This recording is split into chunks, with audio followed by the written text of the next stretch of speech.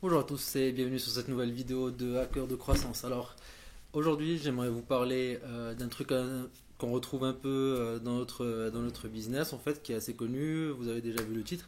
Alors j'aimerais vous parler des masterminds. Alors les masterminds, je vais essayer de vous expliquer premièrement qu'est-ce que c'est, comment ça fonctionne, quel est leur intérêt, quels sont les avantages, les inconvénients.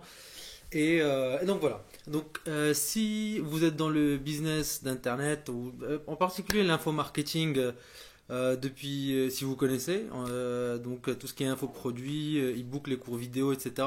Vous avez forcément entendu parler de masterminds puisque c'est souvent quelque chose qui est vendu dans ce type de cours comme un gros upsell premium on va dire.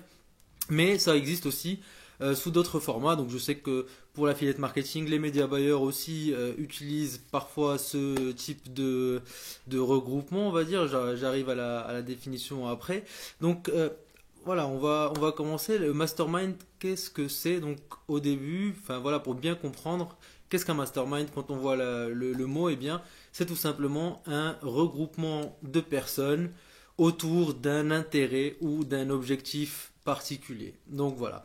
Donc ce dont je vais vous parler, donc les cours d'infoproduits, etc. Eh bien généralement le vendeur, le gourou, si vous voulez, va vendre donc un mastermind, donc qui peut avoir la forme d'un groupe Skype ou d'un regroupement mensuel à un endroit pour une dizaine ou une vingtaine de personnes. C'est pas de ce mastermind là dont j'ai envie de parler. Moi personnellement, j'ai fait partie de certains masterminds et plus avec des médias buyers, donc tout ce qui est l'affiliate marketing. Donc c'est toujours le même concept, c'est de se regrouper à quelques personnes pour eh bien bosser ensemble, ou bosser chacun de son côté, mais ensemble à la fois vers un objectif et sur quelque chose de commun à toutes les personnes. Pour bien comprendre, eh bien c'est quoi d'abord l'intérêt de faire partie d'un mastermind ou de créer un mastermind et d'être donc dans un groupe avec d'autres personnes. Donc comme je disais, ça peut être un groupe Skype ou Slack ou ça peut être aussi un groupe de personnes qui bossent dans un même coworking space, donc que ça peut être en vrai, en réel. Donc peu importe le format que ça prend, évidemment, vu la nature de notre boulot, eh bien généralement ça se passe sur Skype. Et donc voilà, l'objectif c'est eh bien souvent premièrement de se motiver les uns les autres. Donc quand on est dans un groupe avec d'autres personnes et qu'on bosse sur un truc commun, donc qu'on fait la même chose, que tout le monde lance des campagnes tous les jours, etc. Que tout le monde fait du sweepstakes, eh bien voilà, de parler tous les jours et même l'obligation, juste l'obligation de devoir parler. Enfin l'obligation elle est morale, hein, il n'y a pas de, il y a pas de, personne n'est puni si vous participez pas. Mais en tout cas l'idée voilà, c'est de participer régulièrement, donc de façon quotidienne. Et ça vous force un petit peu eh bien, à parler, puis voir les résultats des autres, la progression des autres. Et tout ça, ça pousse généralement, ça vous pousse aussi à bosser un peu plus et un peu mieux et à être plus motivé à continuer de bosser. L'autre objectif, eh bien, c'est le partage d'informations et d'astuces. Donc ça, c'est une partie très importante. Donc plus il y a de personnes et quand on est à plusieurs, eh bien, chacun peut avoir des connaissances ou des informations spécifiques que d'autres personnes ne connaissent pas. Donc l'idée c'est de partager tout ça et d'en profiter, que tout le monde profite du savoir de tout le monde. Pareil pour les astuces, pareil pour les résultats. Quand on fait des tests sur des campagnes, des angles, des sources de trafic, etc. Eh bien, on partage le feedback qu'on a ressorti, voilà, qui résulte de cette expérience du test d'une source de trafic, du test d'un CPA network, du test d'un certain type de campagne, et le groupe entier peut profiter donc de ces résultats sans avoir à lui-même faire l'erreur et donc dépenser pour avoir cette information. Et donc voilà, le dernier objectif, eh bien c'est, alors je sais pas comment le dire en français, mais accountability, c'est genre devoir rendre des comptes d'une certaine façon, comme je le disais, à un groupe de personnes, donc devoir justifier pourquoi on n'est pas là aujourd'hui, pourquoi ça fait 3 jours qu'on n'a pas participé, qu'on n'a rien dit dans le groupe, ou pourquoi on a raté un appel, un call hebdomadaire, etc. Donc ça rajoute une espèce de pression sur nous pour bosser et puis voilà pour être régulier et rendre des comptes donc aux autres personnes du groupe. Et on va voir un petit peu comment on peut structurer un mastermind idéal pour que ça fonctionne. Parce qu'évidemment, il y a plein de choses qui font que ça peut ne pas fonctionner ou avoir le résultat contraire. Donc, pour que ça fonctionne bien, ça c'est des règles un peu générales et un peu le retour des expériences que j'ai eues moi personnellement. Personnellement, le meilleur mastermind, le plus productif que j'ai eu, c'était deux personnes. C'était moi et quelqu'un d'autre, où vraiment, mais vraiment, où c'était pas juste un contact à qui je parlais tous les 3 jours, on se parlait tous les jours et on décidait de nos campagnes ensemble, on partageait nos bannières, nos landing pages, nos techniques, on attaquait même le même spot où on achetait nos médias pour prendre les deux premières places ou le deuxième et troisième emplacement au niveau des bids, etc. Donc ça nous donnait une force, on joignait nos forces non seulement en termes de bid sur la plateforme, sur l'ad network, mais aussi ensuite en partage de connaissances. Le fait d'être que deux et qu'on se connaissait très bien, faisait qu'on partageait absolument tout.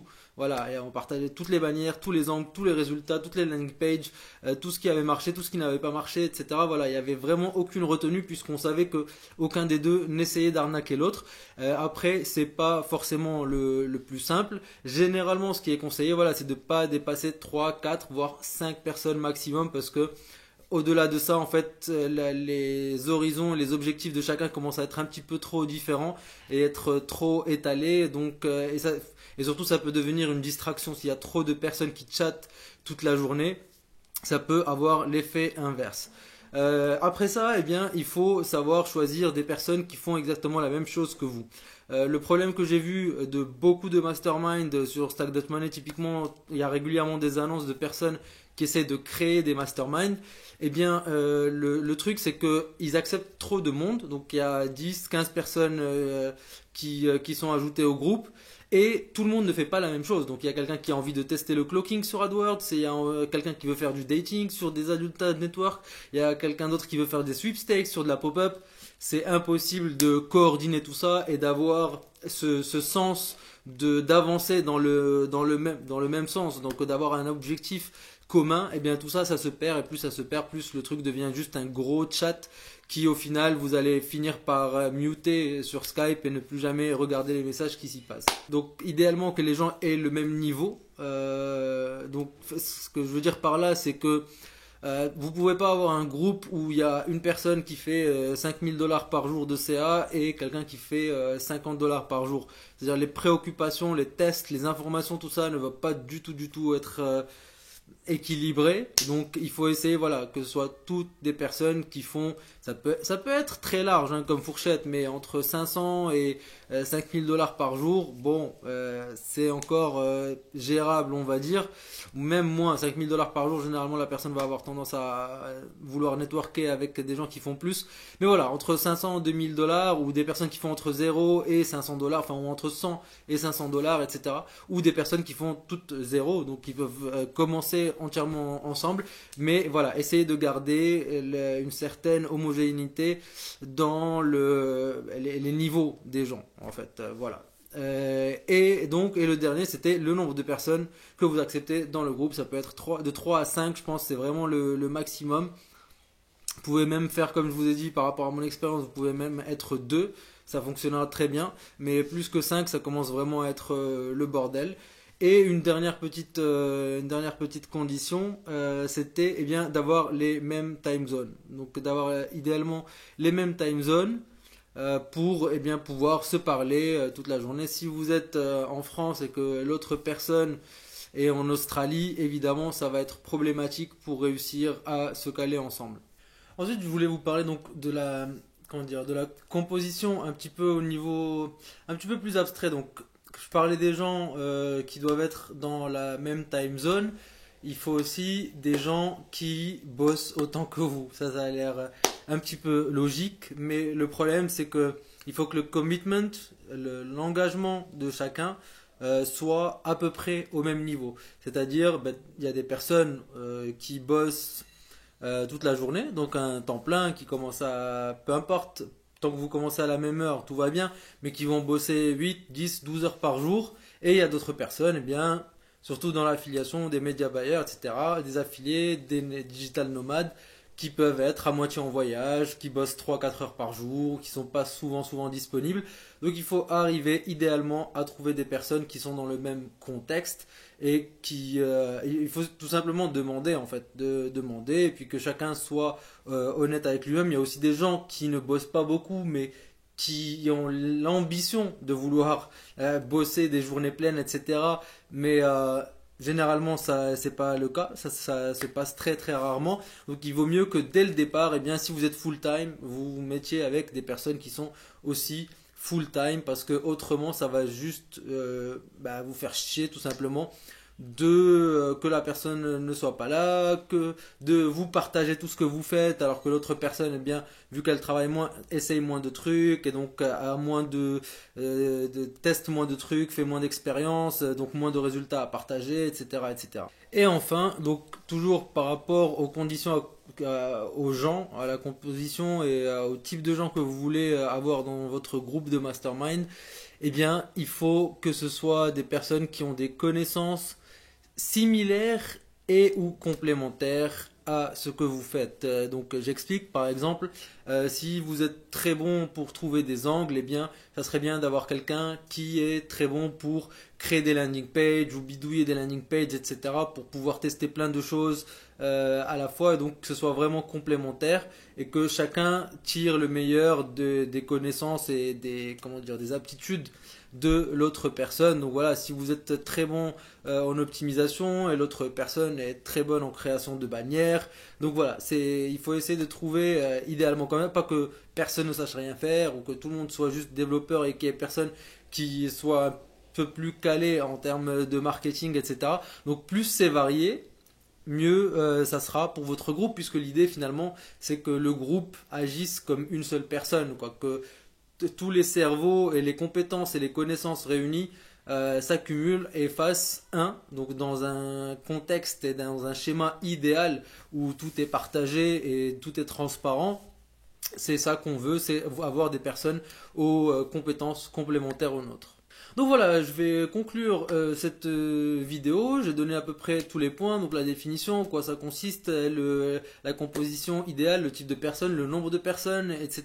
La structure, si c'est Skype, Slack ou en réel. Donc, mais voilà, ce que je voulais dire, c'est que les masterminds peuvent être un outil très puissant si c'est bien utilisé. Le problème, c'est que c'est très compliqué à mettre en place. C'est assez difficile de trouver les bonnes personnes et puis qu'elles soient au bon moment, que tout le monde soit dans une phase de grind absolu, donc où il va mettre la même énergie, parce que dès qu'il y a un déséquilibre quelque part, eh bien ça fout en l'air tout le truc et le chat finit par être abandonné ou par devenir juste un chat où on partage des blagues.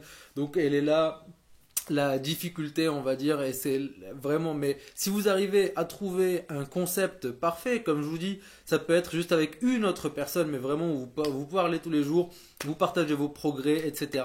Eh bien, ça peut avoir de super résultats. Moi, la fois où j'ai été le plus productif, je pense, de toute ma carrière, en ce qui concerne l'affiliate marketing, le media buy, en solo, eh bien, c'était cette période-là où pendant des mois, avec ce gars-là, on se parlait tous les jours, du matin au soir, on partageait absolument tout, on s'aidait l'un l'autre et franchement ça a eu des résultats énormes. Après c'est un mastermind, j'ai fait partie de plusieurs, peut-être 5 ou 6 ou 7 autres masterminds qui ont tous échoué. Donc voilà, c'est pour vous dire à quel point c'est délicat de trouver cet équilibre parfait, mais si vous arrivez à le trouver, eh bien ça peut être quelque chose qui booste votre business vraiment de façon extraordinaire. Voilà, j'espère que cette vidéo vous aura été utile.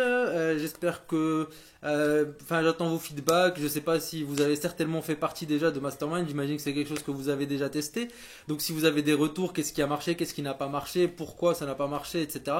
Ben, c'est toujours bienvenu. Vous pouvez commenter sur le forum, répondre tout simplement au sujet. Si vous regardez sur YouTube, vous pouvez vous inscrire et visiter le forum. Si vous êtes affilié et que vous faites du mobile, je vous invite à checker notre sponsor et partenaire Mobidea. Donc, encore une fois. Et je vous dis donc, eh bien, bonne journée et merci de m'avoir regardé et que le bis soit avec vous. Ciao, ciao.